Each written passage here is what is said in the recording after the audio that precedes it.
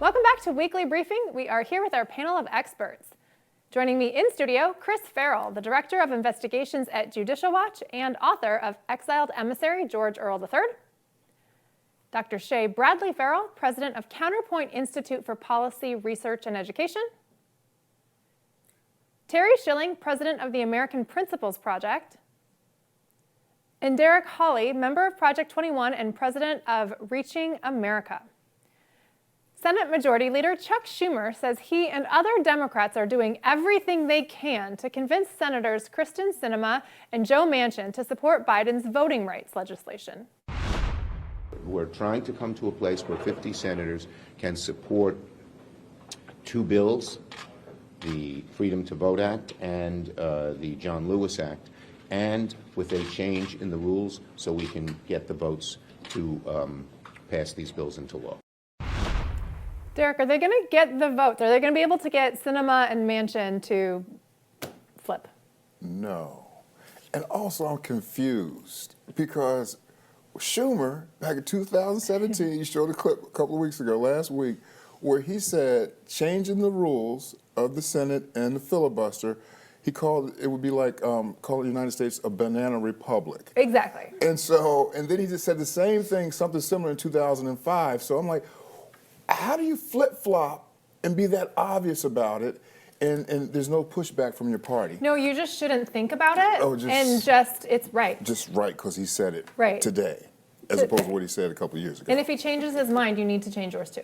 Got it, okay. Yes, that's the way this works. Okay. All right, Chris, what do you think about this? This is a wild, blatant power grab. This is Schumer acting like some kind of talk about banana republic, but this is an authoritarian move to federalize in elections in a way that is unconstitutional and would radically change the nature of the country, the way in which the country is governed. Yeah. It's also an attempt to seize power in a way that would make it virtually impossible for any kind of real, legitimate, head-to-head political competition. It's a Democrat-only move. Right. That's the part that is not just the most concerning, but the most infuriating, that this really is an attempt to solidify Democrats are the only ones who will ever be in power. That is correct. What do you think? But the other thing is, too, the racist overtone of the whole thing, to associate the filibuster and changing the rules with the Voting Rights Act and the John Lewis Act. See, that right there, that's just real sneaky to me, how they're doing that and pulling the race card once again. And it's always the Democrats, always the liberals, always pulling the race card. Yeah. And that's just, it frustrates me. Well, I think they've got to be counting on people not paying attention and they hear racism. Oh, let me take your word for it, that you're looking out. If I'm a black American, you're looking out for my rights, so I'm just going to go for it. Or if, any other minority that they try to claim, or they're doing the same thing with women's rights. That's right. And they're not actually helping women.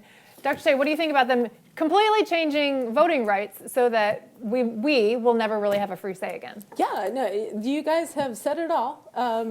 What is very ironic about the race card is that the Democrat Party is the party of oppression of African Americans and the oppression of women's voting rights. So yeah. It's an ironic thing.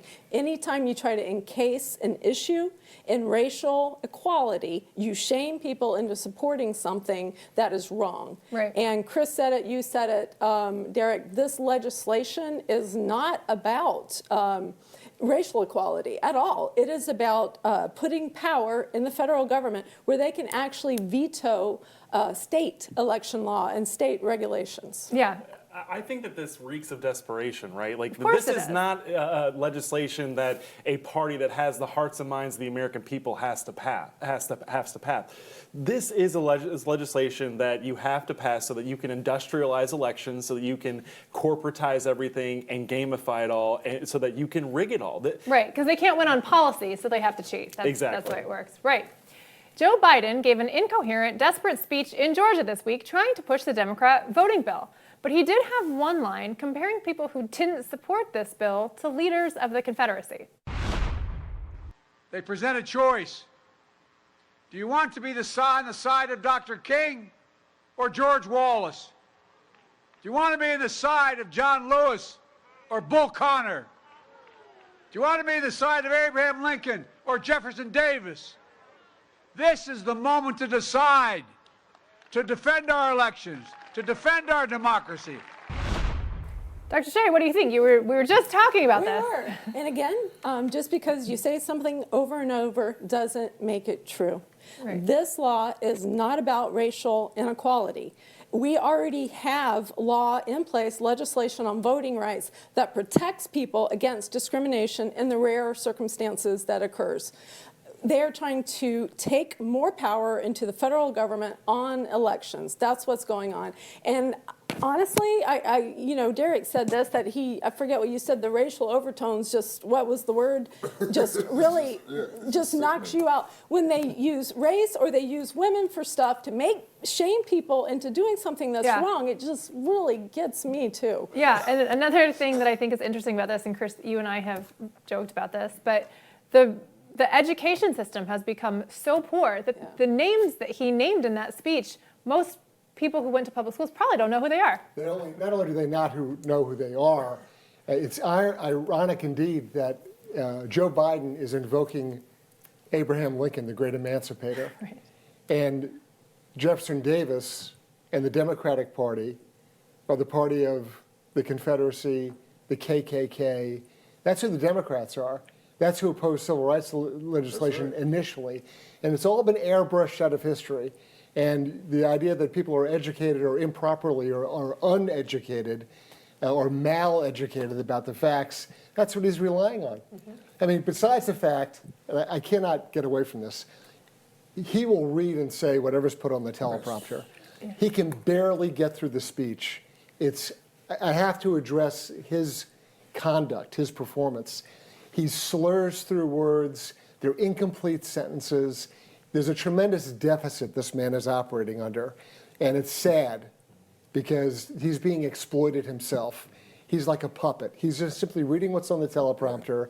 He doesn't even know what he's saying. Yeah. And that's my evaluation of it. And people may criticize it, but I look at him, I watch him.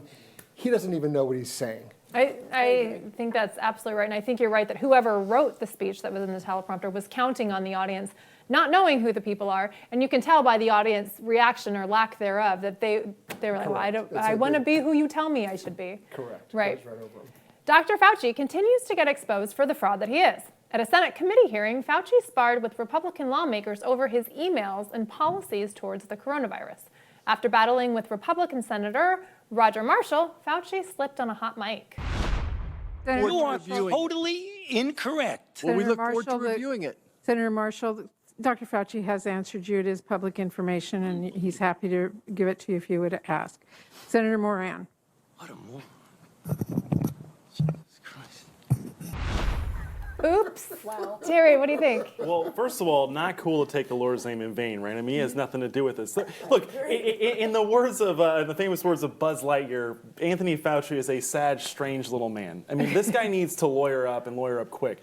He's someone that has ruined the lives and livelihoods of millions of Americans across this country, and he's devastated families, right? Like, it's not just the businesses, the 40% of small businesses that will never reopen that's caused this. It's not the people that he kept out of the hospitals, seeing their dying loved ones and separated families, right? He stole 2 years of our kids' education, 2 of the most formative years when our kids are growing up and learning everything. He has done so much damage to this country. And the great thing is that the truth always prevails, right? And the truth is coming to light. They're backtracking like crazy. The thing that bothers me the most, and I think it bothers most Americans, is his self-righteousness, his phony self-righteousness. Never before has someone been so wrong so many times and contradicted themselves, right? Like, 2 weeks to slow the spread. We can't stop this virus. Put the masks back on. Take them off. Like, cloth masks don't work. This guy has so much arrogance and elitism. It just reeks through him. And Americans, thank God, are seeing through it, proving our founders right? They were right to trust the people of the United States, and Right. Fauci's the antithesis of that. I think you're right. I think people are finally starting to see through it. When we come back from the break, we'll talk about the FBI refusing to answer questions on possible federal involvement in January 6th. We'll be right back.